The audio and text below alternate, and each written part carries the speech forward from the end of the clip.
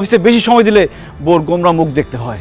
তারপর আজকে এটা লাগবে, কালকে সেটা লাগবে, পরশু ওইটা লাগবে। যখন যা চায় সেটা এনে দিলে সংসারে শান্তি, না এনে দিলে অশান্তি।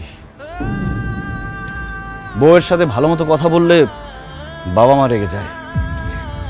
বাবা মাকে বেশি সময় দিলে, ভালো করে কথা বললে বউ অভিমান করে। শ্বশুর শাশুড়ির সেবা করলে বাবা মা রেগে যায়, আবার বাবা মার সেবা করলে শ্বশুর শাশুড়ি রেগে যায়। তবুও শ্বশুর শাশুড়ি, বাবা মা সবার মন জুগিয়ে এই সংসারে আমাকে চলতে হয়েছে।